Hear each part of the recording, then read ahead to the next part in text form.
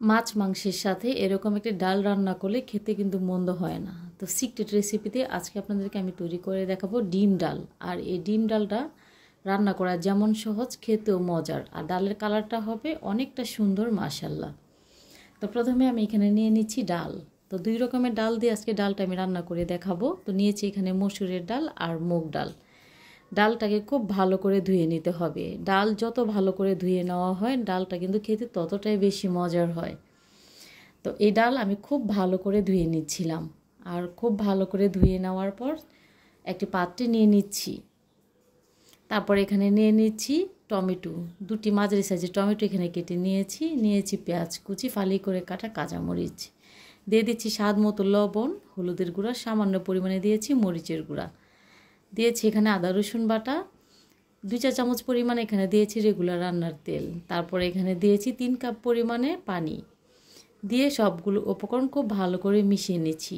ঢাকনা দিয়ে ঢেকে দিচ্ছি। যখন বলক চলে এসেছে তখন নাড়াচাড়া করে সবগুলো উপকরণ একটু মিশিয়ে নিচ্ছি।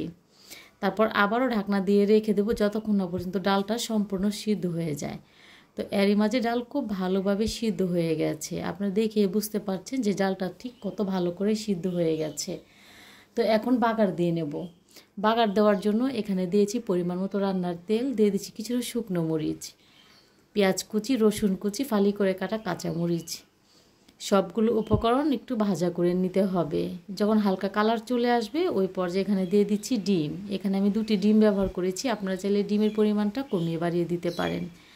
তারপরে টালা জিরে গুঁড়োটা দিয়ে নাড়াচাড়া করে নিচ্ছিলাম। আর ডিমটা যখন এক পাশ ভাজা হয়ে গেছে উল্টিয়ে দিচ্ছিলাম।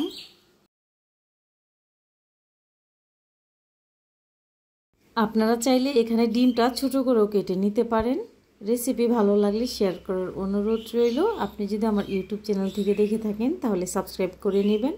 আর আপনি যদি আমার ফেসবুক পেজ অথবা টিকটক আইডি থেকে দেখে থাকেন তাহলে লাইক ফলো করে সাথে থাকবেন পরবর্তী ভিডিওটি সবার আগে দেখার জন্য।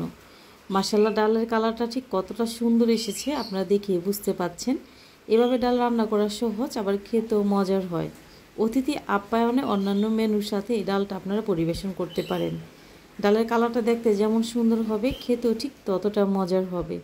এই ডাল আপনারা ভাত দিয়ে যেমন খেতে পারবেন তেমনি রুটি দিয়েও খেতে ভালো লাগবে। রুটি, পরোটা যে কোনো কিছুর সাথে এই রেসিপিটি যায়। অথবা অতিথি আপ্যায়নে অন্যান্য মেনুর সাথে এই ডাল রেসিপিটি আপনারা তৈরি করতে পারেন। সব খাবার বাদ দিয়ে এই ডাল নিয়ে পড়ে থাকবে। খেতে এতটাই মজার। এভাবে ডাল রান্না করা যেমন সহজ, খেতে ঠিক ততটাই মজার, আর দেখতেও অনেকটা আকর্ষণীয় ছিল। সবাই খুব ভালো থাকবেন, সুস্থ থাকবেন। আল্লাহ হাফেজ।